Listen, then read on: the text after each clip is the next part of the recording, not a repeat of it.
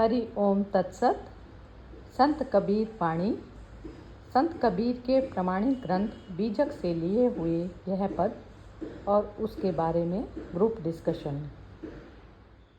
ये ब्रह्म भूत सकल जग खाया जिन जिन पूजा के जहंडाया।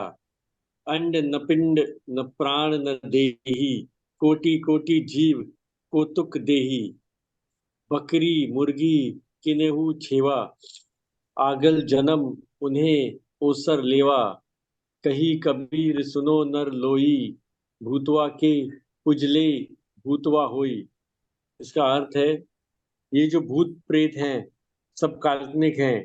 इन्होंने सारे संसार को भटकने और भ्रम में डाल दिया है। सॉरी, इस संसार को भटकन और भ्रम में डाल दिया है। जो लोग उनकी पूजा करते हैं वे उन्हीं को परेशान करते हैं। भूत प्रेतों को न सूक्ष्म शरीर है न स्थूल शरीर है, न प्राण है न शरीर है। ये कल्पना के हैं, कल्पना के हैं, परंतु करोड़ों करोड़ों इनके तमाशे में उलझे रहते हैं। भूत प्रेत में भ्रम में पड़कर जिन्होंने बकरी मुर्गी निरीह निरीह जानवरों की हत्या की है, उन्हें अगले जन्म में उनका बदला देना पड़ेगा। कबीर कहते हैं, सुनो मनुष्य, जो भूत को पूजते हैं वे भूत ही हो जाते हैं। हाँ जी, ये तो गीता में भी बताया ना, गीता में भी यही बताया था। चलिए हाँ जी। सिंह साहब बोलिए। हाँ, तो इसमें कबीर साहब एक बहुत बड़ा भ्रम तोड़ रहे हैं वो, जो कि लोग लोग समझते हैं कि भूत प्रेत होते हैं और वो परेशान करते हैं लोगों को। और मतलब ये सब काल्पनिक है, ना किसी ने देखा है ना किसी का कोई एक्सपीरियंस है। वो है भी तो वो may be it is illusion. Illusion होता है ना, कई बार जैसे हम सपने में आ गए कभी तो समझ लिया भूत प्रेत हो गए या कभी हो गए। तो ये आजकल भी उस टाइम की बात है, लेकिन आजकल भी इसको माना जाता है। एक आपको शायद याद होगा, कार्ड का गेम है, क्या नाम है उसका, नाम याद नहीं आ रहा। कार्ड का एक गेम है ना, जो स्पिरिट्स को बुलाते हैं। हाँ हाँ वो है, ठीक है। वो हाँ, वो पेंसिल, पता नहीं पेंसिल रख कर और फिर उसमें हाँ, बुलाते हैं, फिर तो उसने कार्ड बात की थी। कार्ड बांटते हैं, फिर कार्ड कार्ड के अंदर बैड इविल स्पिरिट्स होते हैं उसके अंदर। बुक भी पढ़ी हुई है इसके बारे में मैंने। चलिए ठीक है, हाँ बिल्कुल ठीक बोला। एंजल्स होते हैं ना, जैसे वो एक बाइबल में या क्रिश्चियनिटी में एंजल्स को मानते हैं, तो ऐसे ही यहाँ पे बैड स्पिरिट्स को भी मानते हैं, यानी कि भूत प्रेत को मानते हैं। तो अ, भूत भूत का एक और मतलब निकलता है, भूतकाल।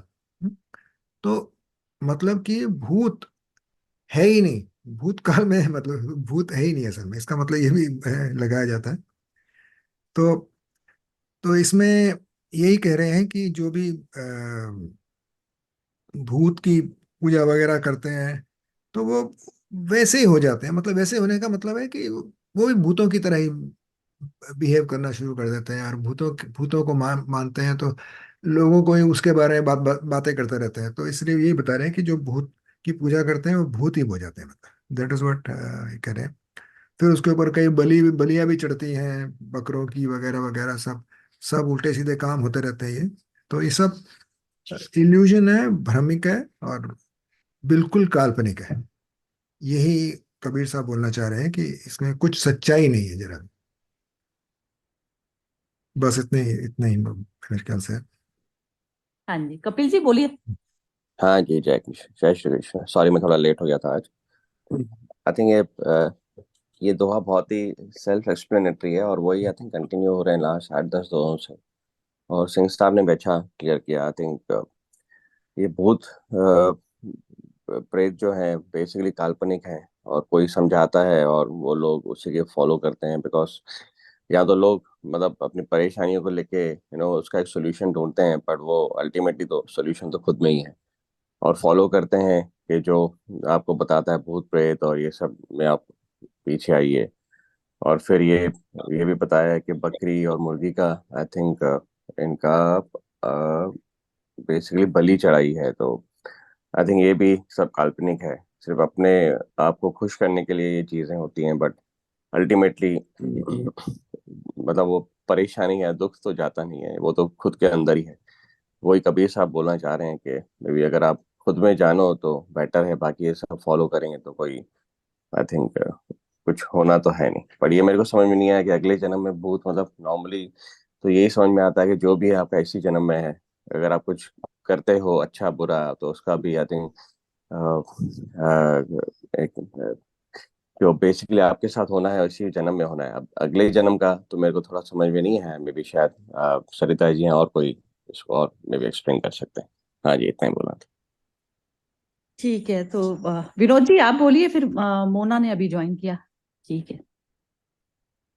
हाँ जी, जैसे इसमें लिखा है कि भूतों की पूजा जो करना है वो गलत है। भूत प्रेत जो रहता है वो काल्पनिक है। तो कबीर जी यहाँ पे ये कहना चाहते हैं कि जो आपका भूतकाल मतलब जो पास्ट है, पास्ट को अगर आप अपने से लगा के रखोगे तो आप आगे प्रेजेंट और फ्यूचर को एंजॉय नहीं कर पाओगे। मतलब पास्ट को छोड़ना ही है। पास्ट हो सकता है आपका सही हो, पास्ट हो सकता है आपका गलत हो, अच्छा हो बुरा हो, जो भी है उससे आपको सीखना है। उसके अंदर परेशान नहीं होना है, उससे सीख के आगे बढ़ना है।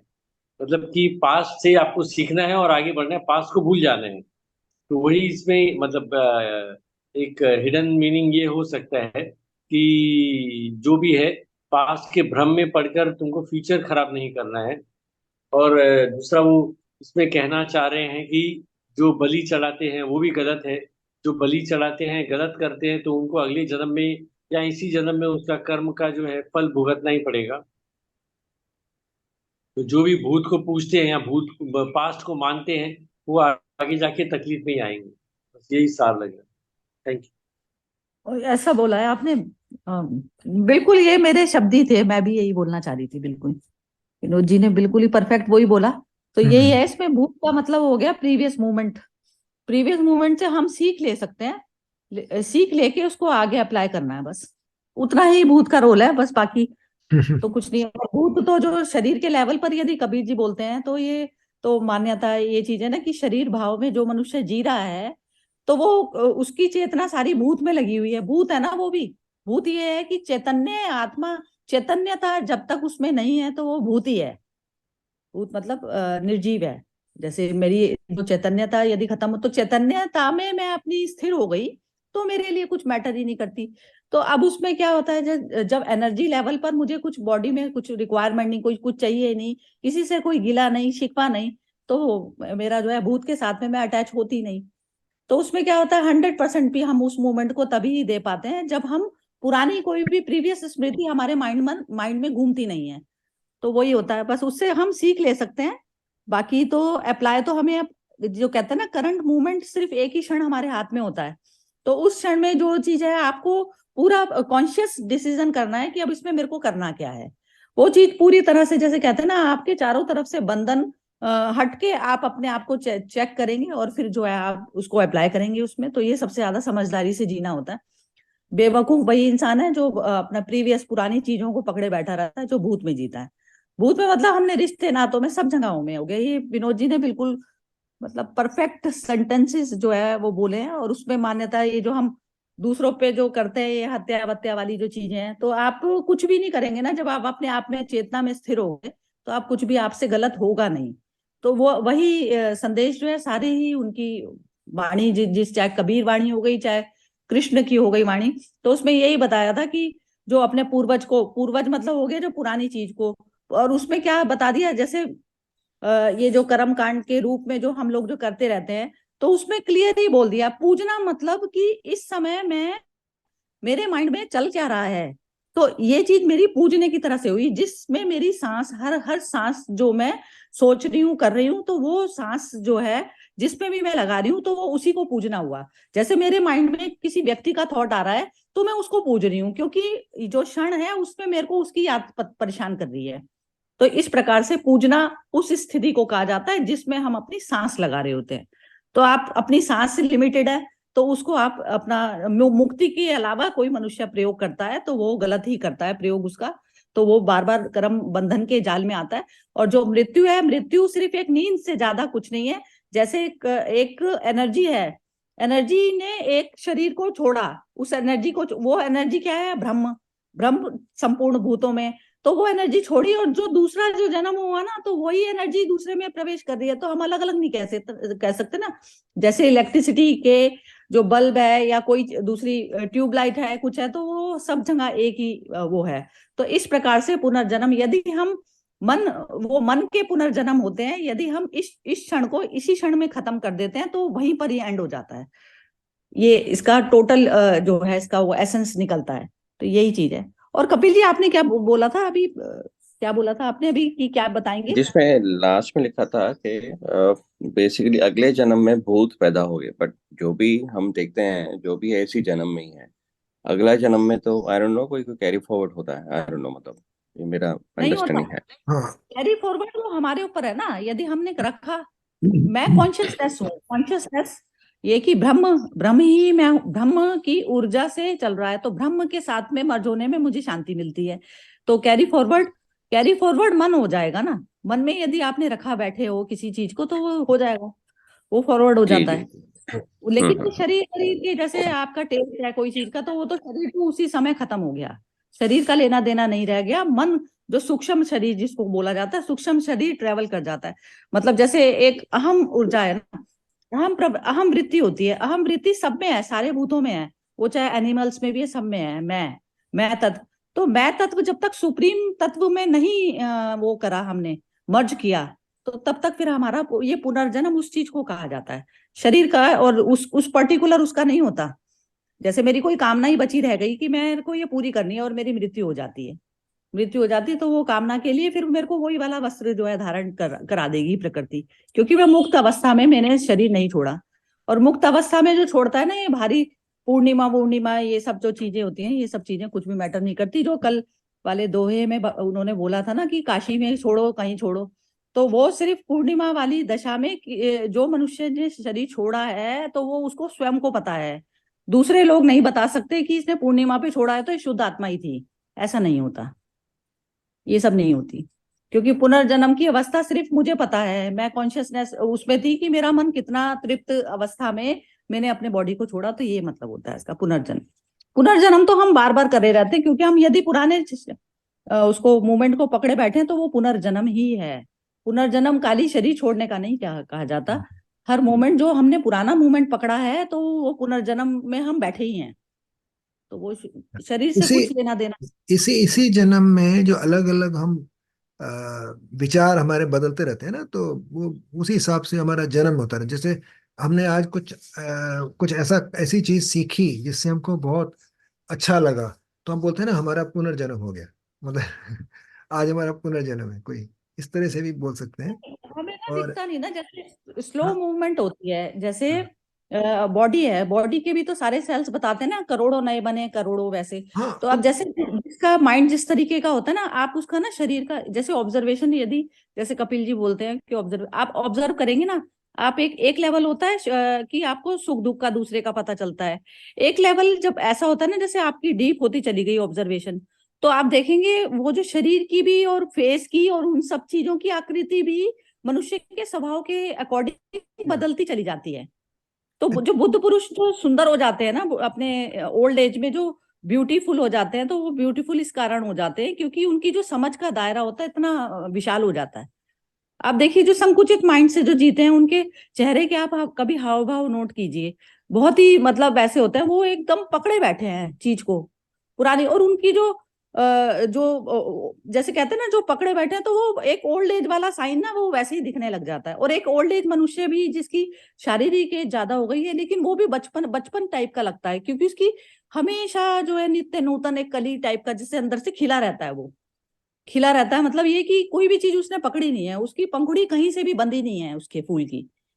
तो इस प्रकार की सौंदर्य जो है वो पैदा होना ही चाहिए। यदि आप इस नॉलेज के थ्रू यदि लाइफ में चलना शुरू कर दिया ना, तो वो ब्यूटी कोई आपसे छीन नहीं सकता। वो फ्लावर की ब्यूटी होती है, तो वो ब्यूटी हमें अपने उसमें लग के ही आएगी। जहां जहां हमने अटैच है ना, तो वो कहते हैं ना, जैसे फूल अभी उसको पकड़े बैठा है, फूल तो खिला ही नहीं, वो कली जो है अभी पकड़े बैठी है। प्रॉपर जो चेतना का जो फूल खिलेगा, वो जब तक हमने सारे संसार को ही छोड़ देंगे ना, छोड़ देंगे मतलब मन से, बस तब खुलता है वो। तो वो मूवमेंट ऐसे ही एक एक मूवमेंट हमें अभ्यास करना पड़ेगा। तो वो वही चीज है, हर उसमें हर करंट उसमें पकड़े। पुराने उसमें ये इन्होंने जो कपिल इन्होंने बोला ना, विनोद जी ने, पुराने मूवमेंट से सीखिए लेकिन उसको जैसे आगे में अप्लाई कीजिए उसको, बस यही इतना ही रोल है बस चेतना का। हाँ मोना, तुम बोलना चाहती हो तो बोलो थोड़ा सा।